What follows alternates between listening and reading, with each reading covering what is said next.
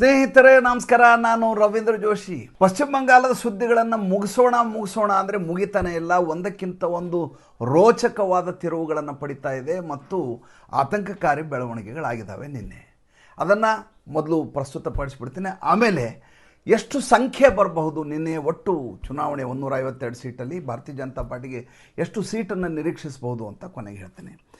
ನೋಡಿ, ಚಂದನಾ ಬಾವಡೆ ಅಂತ ಭಾರತೀಯ ಜನತಾ ಪಾರ್ಟಿಯ ಅಭ್ಯರ್ಥಿ ಪಶ್ಚಿಮ ಬಂಗಾಳದಲ್ಲಿ ಅವರು ಒಂದು ಕಂಪ್ಲೇಂಟ್ ಮಾಡಿದ್ದಾರೆ. ಏನಂತಂದರೆ, ಈ ಐಪ್ಯಾಕ್ನ ಸಿಬ್ಬಂದಿ ವರ್ಗದವರು ತಮ್ಮ ಪೋಷಾಕುಗಳನ್ನು ಬದಲಿಸಿಕೊಂಡು ಸೂಟ್ ಬೂಟುಗಳನ್ನ ಹಾಕ್ಕೊಂಡು ಒಂದು ಕೊರಳಲ್ಲಿ ID ಕಾರ್ಡ್ ಹಾಕ್ಕೊಂಡಂಗೆ ಮಾಡಿ ಎಲ್ಲೆಲ್ಲಿ ಈ ಬೂತ್ಗಳಿಂದ ಕಲೆಕ್ಟ್ ಮಾಡಿದಂಥ EVM ಮಷಿನ್ ಇದಾವಲ್ಲ ಅದರ ಉಗ್ರಾಣದ ಹತ್ರ ಹೋಗಿ ರಿಪ್ಲೇಸ್ಮೆಂಟಿಗೆ ನಾವು EVM ಮಷಿನ್ ತಂದಿದ್ದೀವಿ, ನಮಗೆ ನಿಮ್ಮ ಆ ಮಷಿನ್ಗಳನ್ನು ವಾಪಸ್ ಕೊಡಿ, EVM ನಮ್ಮ ಹತ್ರ ID ಇದೆ ಅಂತ ಹೋಗಿ ಪ್ರಯತ್ನ ಮಾಡಿದಂಥ ಮಾಹಿತಿ ಲಭ್ಯ ಆಗಿದೆ. ಎಲ್ಲೋ ಒಂದು ಕಡೆ ಹೀಗೆ ಪ್ರಯತ್ನ ಮಾಡಿರಬಹುದು ಅಂತ ನಾವು ಅದನ್ನು ನಗಣ್ಯ ಮಾಡಿದರೆ, ಅದೇ ರೀತಿಯದಾದಂಥ 5 ಪ್ರಕರಣಗಳು ನಡೆದಿದ್ದಾವೆ. ಒಂದು, ವಿಷ್ಣುಪುರ BJP MLA ಇದೇ ರೀತಿ ಆರೋಪ ಮಾಡಿದ್ದಾರೆ. ಸ್ವತಃ ಪಶ್ಚಿಮ ಬಂಗಾಳದ ಪೊಲೀಸರು ಈ ಐಪ್ಯಾಕ್ನ ಸಿಬ್ಬಂದಿ ವರ್ಗದ ಜೊತೆ ಹೋಗಿದ್ದಾರೆ. ಯಾವಾಗ ಪೊಲೀಸರ ಜೊತೆ ಈ ಐಪ್ಯಾಕ್ನವರು, ಐಪ್ಯಾಕ್ ಅಂತಂದರೆ ಈ ಪಶ್ಚಿಮ ಬಂಗಾಳದಲ್ಲಿ ಸ್ಟ್ರಾಟಜಿಸ್ಟ್ ಆಗಿ TMCಗೆ ಕೆಲಸ ಮಾಡ್ತಾ ಇರುವಂಥ ಪ್ರಶಾಂತ್ ಕಿಶೋರ್ ಅವರ ಚೇಲಾಗಳು ಸ್ವತಃ ಪೊಲೀಸರ ಜೊತೆ ಹೋದಾಗ ಕಕ್ಕಾಬಿಕ್ಕಿ ಆಗಿದ್ದಾರೆ ಅಲ್ಲಿರೋರು.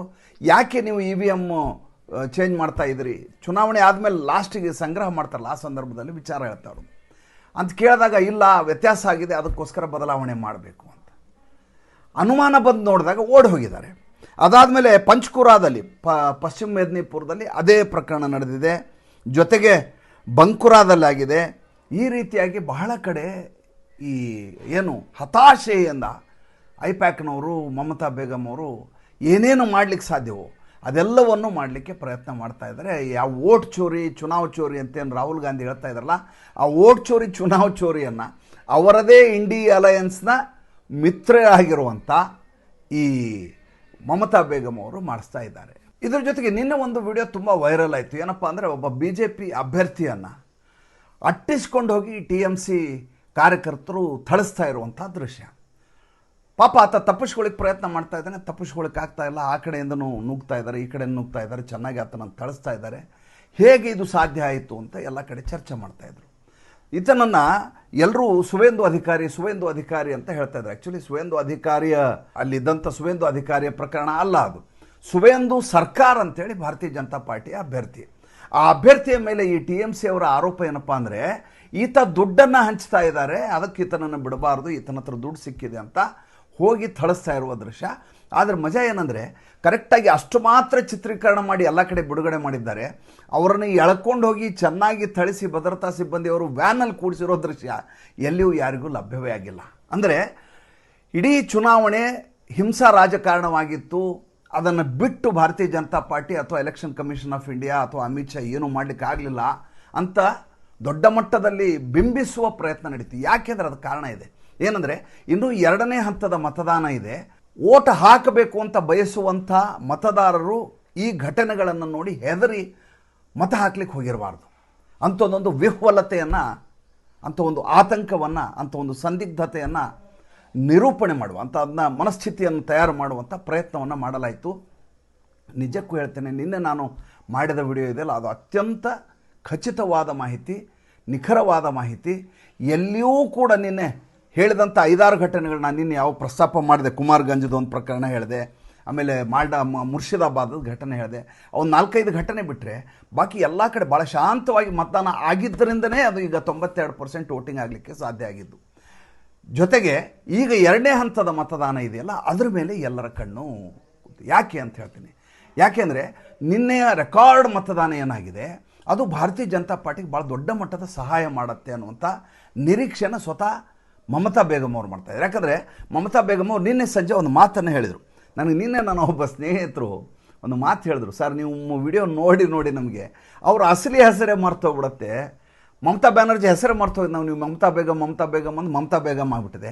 ಮಲ್ಲಿಕಾರ್ಜುನ ಖರ್ಗೆ ಹೆಸರೇ ಮರ್ತೋಗಿ ಮಲ್ಲಿಕಾರ್ಜುನ ಮುತ್ತೆ ಆಗಿಬಿಟ್ಟಿದೆ.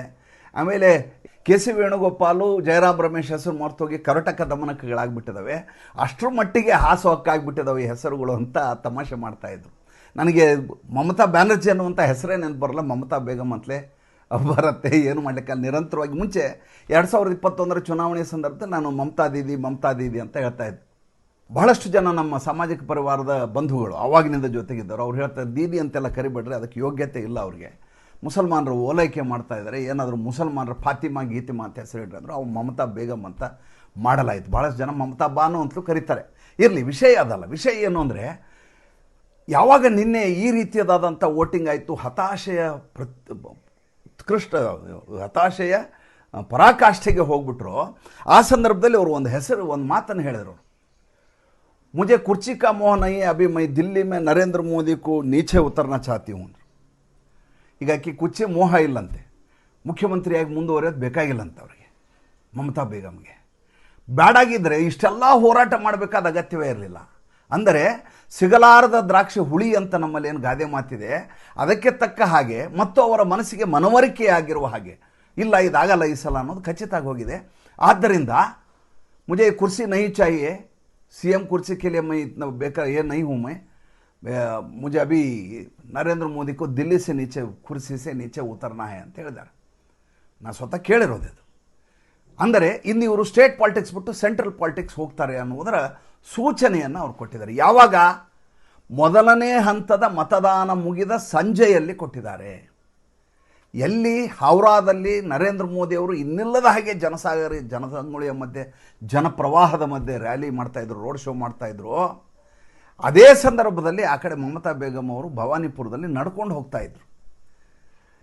ಎರಡನ್ನೂ ಎಲ್ಲ ಚಾನಲ್ನವರು ತೋರಿಸ್ತಾ ಇದ್ರು. ಈ ಕಡೆ ಜನ ಹೆಂಗಿದ್ದಾರೆ, ಈ ಕಡೆ ಜನ ಹೆಂಗಿದ್ದಾರೆ ಅನ್ನೋದನ್ನು ಎಲ್ಲ ಚಾನಲ್ಗಳು, ABP ಚಾನಲ್, ಯಾವುದು ಎಡಚಾರ ಅಂತ ಹೇಳ್ತೀವಿ, ಆನಂದ್ ಬಜಾರ್ ಪತ್ರಿಕೆ, ಅವರಿಂದ ಹಿಡಿದು ಎಲ್ಲರೂ ತೋರಿಸಿದಾಗ ಮೇಲ್ನೋಟಕ್ಕೆ ಸ್ಪಷ್ಟ ಆಗಿ ಹೋಗ್ತಿತ್ತು, ಜನ ಇವತ್ತು ಪರಿವರ್ತನೆಯನ್ನು ಬಯಸ್ತಾ ಇದ್ದಾರೆ ಪಶ್ಚಿಮ ಬಂಗಾಳದಲ್ಲಿ. ನೋಡಿ, ಪಶ್ಚಿಮ ಬಂಗಾಳದ ಮಜಾ ನೋಡಿ. 1977ರವರೆಗೂ ಕಾಂಗ್ರೆಸ್ ಇತ್ತಲ್ಲಿ, ನಿಮ್ಗೆ ಗೊತ್ತಿರೋ ವಿಚಾರ. ಆಮೇಲೆ 34 ವರ್ಷ 6 ತಿಂಗಳು ಎಡರಂಗದವರಿದ್ರು. 34 ವರ್ಷ 6 ತಿಂಗಳು ಅಂದ್ರೆ ಏನು ಸಾಮಾನ್ಯ ಅಲ್ಲ. ಯಾವ ಮಟ್ಟಿಗೆ ಈ ಕೆಂಪು ಬಾವುಟ ಕೆಲಸ ಮಾಡಿತ್ತು ಅಂದರೆ, ಗಂಡ ಹೆಂಡತಿ ಮಧ್ಯೆ ಜಗಳ ಆದರೆ ಜಗಳವನ್ನು ತೀರ್ಮಾನ ಮಾಡೋದು ಕಮ್ಯುನಿಸ್ಟ್ರಾಗಿದ್ದರು. ಒಂದು ಫ್ಯಾಕ್ಟ್ರಿ ರನ್ ಆಗಬೇಕು ಆಗಬಾರ್ದು ಅನ್ನೋದು ಕಮ್ಯುನಿಸ್ಟರು ತೀರ್ಮಾನ ಮಾಡ್ತಿದ್ರು. ಬದುಕಿನ ಯಾವ ಪತ್ರಿಕೆಯನ್ನು ನಿಮ್ಮ ಮನೆಗೆ ತರಿಸ್ಬೇಕು ಅನ್ನುವುದನ್ನು ಕಮ್ಯುನಿಸ್ಟರು ತೀರ್ಮಾನ ಮಾಡ್ತಿದ್ರು. ಯಾವ ವ್ಯವಹಾರ ನಡಿಬೇಕು, ಹೇಗೆ ನಡಿಬೇಕು ಪಶ್ಚಿಮ ಬಂಗಾಳ ಅನ್ನೋದನ್ನು ಎಡರಂಗದವರು ತೀರ್ಮಾನ ಮಾಡ್ತಿದ್ರು. ಆ ಮಟ್ಟಿಗೆ ಬದುಕಿನಲ್ಲಿ ಹಾಸುಹೊಕ್ಕಾಗಿದ್ದಂಥವರು ಮುಂದೆ 2006ರಲ್ಲಿ ಬದಲಾವಣೆ ಆಗತ್ತೆ ಅಂತ ಎಲ್ಲ ನಿರೀಕ್ಷೆ ಮಾಡಿದರು. ಇಲ್ಲ, ಆಗಲ್ಲ, ಈ ಸಲ ಗ್ಯಾರಂಟಿ ಈ ಸರ್ಕಾರ ಲಗಾಟಿ ಹೊಡೆಸ್ತಾರೆ, TMC ಬರ್ತದೆ ಅಂತ ಎಲ್ಲ ನಿರೀಕ್ಷೆ ಮಾಡಿದರು. 2006ರಲ್ಲಿ ದೊಡ್ಡ ಪರಿವರ್ತನೆ ಅಂತ ಎಲ್ಲ ಕಡೆ ಸುದ್ದಿ ಕೂಡ ಆಗೋಯ್ತು. 29 ವರ್ಷ ಆಗಿತ್ತು ಅವ್ರದ್ದು ಅಧಿಕಾರವಾಗಿ ಎಡರಂಗದವರು. ನೋಡಿದರೆ ಅಧಿಕಾರಕ್ಕೆ ಬರಲೇ ಇಲ್ಲ TMC. ಅದಾದಮೇಲೆ 2011ರಲ್ಲಿ TMC ಮೆಜಾರಿಟಿಲಿ ಬಂತು. ಸ್ವತಃ ಕಾರಿನ ಬಾನೆಟ್ ಮೇಲೆ ಕೂತ್ಕೊಂಡು ಗಲಾಟೆ ಮಾಡಿ ಮಮತಾ ಬೇಗಮ್ ಎಲೆಕ್ಷನ್ ನಡೆಸಿದರು. ನಮ್ಮ ಭಾರತೀಯ ಜನತಾ ಪಾರ್ಟಿದು ನೋಡಿ, 2021 ಚುನಾವಣೆ ಇತ್ತು. 2021 ಚುನಾವಣೆಯಾದ ಗ್ಯಾರಂಟಿ ನರೇಂದ್ರ ಮೋದಿ ಅವರ ಸರ್ಕಾರ, BJP ಸರ್ಕಾರ ಅಂತೇಳಿ ಎಲ್ಲ ಕಡೆ ಮಾತು ಕೂಡ ಆಡಲಿಕ್ಕೆ ಶುರು ಮಾಡಿದ್ರು. ಎಲ್ಲ ಕಡೆ ಅದೇ ಸುದ್ದಿ. 3 ಸೀಟ್ ಇದ್ದಂಥ ಭಾರತೀಯ ಜನತಾ ಪಾರ್ಟಿ ಈ ಮಟ್ಟಿಗೆ ಟಕ್ಕರ್ ಕೊಡ್ತಾ ಇದೆ ಅಂದರೆ ಇದನ್ನು ಸಾಮಾನ್ಯ ಅಲ್ಲ ಅಂತ ಮಾತಾಡಿದರು. ನೋಡಿದರೆ 77 ಸ್ಥಾನಕ್ಕೆ ಬಂದು ನಿಂತು. ಈ ಸಲ ಅಲ್ಲಿಯ ಜನ ಮಾತಾಡ್ತಾ ಇಲ್ಲ ಬದಲಾವಣೆಯನ್ನು. ಗಮನಿಸಿ ನೋಡಿ, ಆವಾಗೇನಾಯಿತು ಅದೇ ರೀತಿಯದಾದಂಥ 2006, 2011ರಲ್ಲಿ ಏನಾಗಿದೆಯೋ ಅದೇ ಈಗ 2021, 2026ರಲ್ಲಿ ಆಗಿದೆ. 3 ಸೀಟ್ ಬಂದಾಗ 77 ಸೀಟ್ ಬರ್ತಾವೆ ಅಂದರೆ ಹೆಂಗೆ ಬರ್ತಾವೆ ಅಂತ ಜನ ಕೇಳ್ತಿದ್ರು. ಯಾಕೆಂದರೆ 80 ಸೀಟು ಮುಸಲ್ಮಾನರ ಸೀಟುಗಳನ್ನು ಪ್ರಾರಂಭದಲ್ಲಿ ಠೇವಣಿ ಇಟ್ಕೊಂಡು ಇವರು ಶುರು ಮಾಡ್ತಾರೆ ಹೋರಾಟನ. ಮಮತಾ ಬೇಗಮ್ ಅವ್ರಿಗೆ ಮುಸಲ್ಮಾನರು 80 ಸೀಟ್ ಫಿಕ್ಸ್ ಇದು. 81ರಿಂದ ಅವ್ರ ಕೌಂಟಿಂಗ್ ಶುರು ಆಗುತ್ತೆ. BJPದು 1ನೇ ನಂಬರಿಂದ ಶುರು ಆಗಬೇಕು. 1ರಿಂದ 80 ಬಂದಮೇಲೆ 81 ಆಗುತ್ತೆ. ಇವ್ರದ್ದು 80 ಶುರುವಾಗಿ 81ರಿಂದ ಕೌಂಟಿಂಗ್ ಶುರು ಆಗುತ್ತೆ. ಬರಲಿಕ್ಕೆ ಸಾಧ್ಯನೇ ಇಲ್ಲ ಅಂದರೆ ಎಲ್ಲರೂ 77 ಸ್ಥಾನಗಳನ್ನು ಗೆದ್ದುಕೊಳ್ತೀವಿ ಭಾರತೀಯ ಜನತಾ ಪಾರ್ಟಿ.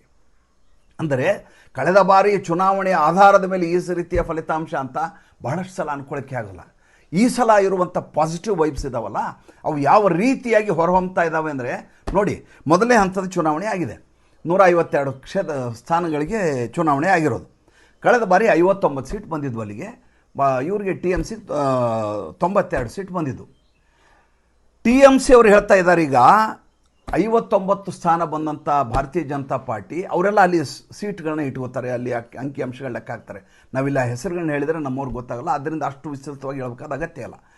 ಸಾರಾಂಶವನ್ನು ಹೇಳ್ಬಿಡ್ತೀನಿ. ಯಾಕಂದರೆ ಕ್ಷೇತ್ರವಾರು ಮತ್ತು ಅಲ್ಲಿ ಪರ್ಸೆಂಟೇಜ್ ಎಲ್ಲ ಹೇಳ್ತಾ ಕೂತ್ಬಿಟ್ರೆ ಗಂಟೆಗಟ್ಟಲೆ ಹೇಳಬೇಕಾಗತ್ತೆ, ಮತ್ತು ನಿಮ್ಗೆ ಅದು ರುಚಿಸಲ್ಲ, ಗೊತ್ತೂ ಆಗಲ್ಲ ಅದು.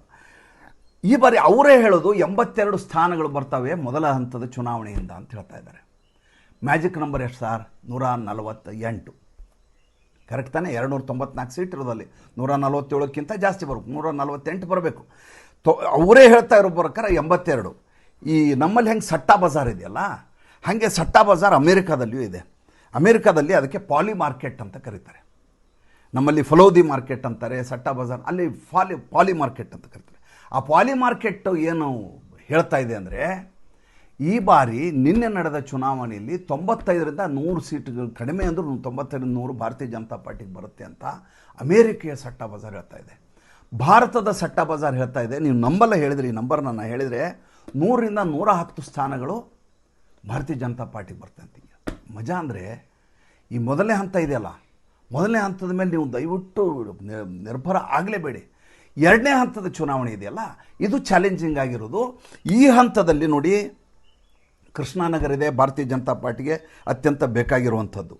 ಬೋಂಡಾ ಲೋಕಸಭಾ ಕ್ಷೇತ್ರ ಇದೆ, ಅಲ್ಲಿ 7ರಲ್ಲಿ 5 ಜನ BJP MLAಗಳಿದ್ದಾರೆ. ಈಗ ಸದ್ಯಕ್ಕೆ ಅಲ್ಲಿ 7 ಕ್ಷೇತ್ರಗಳಿದ್ದಾವೆ ಲೋಕಸಭಾದರಲ್ಲಿ, 7 ವಿಧಾನಸಭಾ ಕ್ಷೇತ್ರಗಳು ಬಂದಿದ್ದಾವೆ ಬೋಂಡಾ ಲೋಕಸಭಾ ಕ್ಷೇತ್ರದಲ್ಲಿ.